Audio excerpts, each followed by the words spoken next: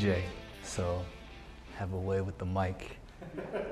My name is Rashaun Williams, or DJ Reezy. A lot of folks, they pick and choose whichever the one they want to call me. You never know what you're going to be called when you see friends.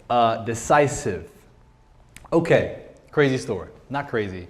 It just changed my life forever in a good way. It's like, I think it's Saturday night.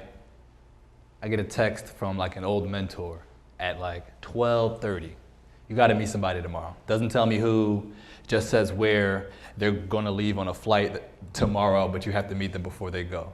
Mind you, I'm staying the night at a friend's house. I kind of don't want to go, but okay, I'm trusting.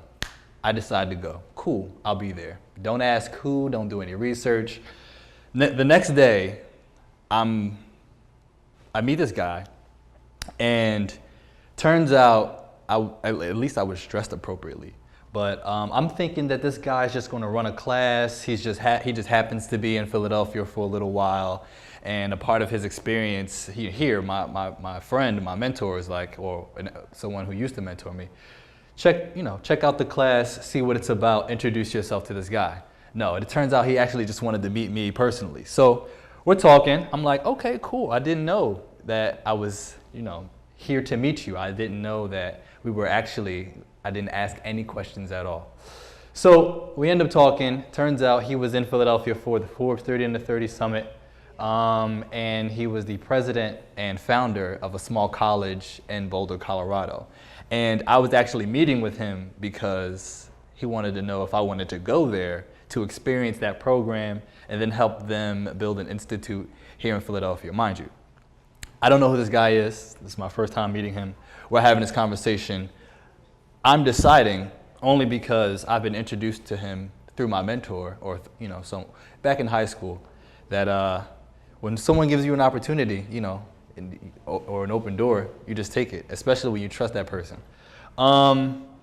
We had that conversation, I think, in late September, early October of 2014, and the program was actually starting that January. So in that moment, I kind of had to decide whether or not I wanted to go to Boulder, Colorado for a semester and figure out what my life would be like experiencing the Watson University program. So I do it.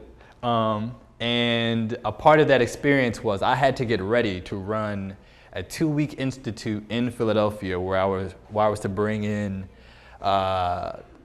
10 students from across the nation to Philadelphia to experience this social entrepreneurship program, but I only had like a month and a half to prepare for it when I got back in the city. I decided to do it.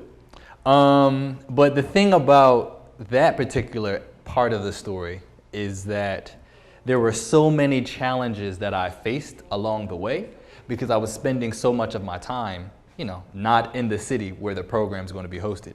I get back in the city, gotta raise money, don't have access to the money, gotta recruit students, don't have all the students. But a long time ago, when I first met the gentleman, I said that I'm going to do it. I decided that I was going to do it.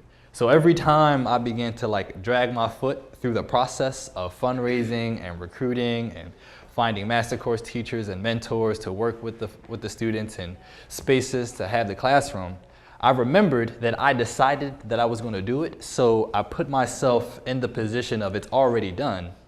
It's just waiting for you to get there. And the Institute was great.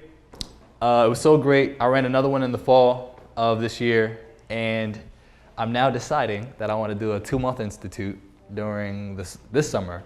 But it all came from just, I guess, making the decision and not questioning the decision. Challenging, yeah. Challenge your decision always, because when you challenge is action. Question is just sitting and thinking, Takes time from doing. But I guess that's my story. It's my first time in story time. I love it.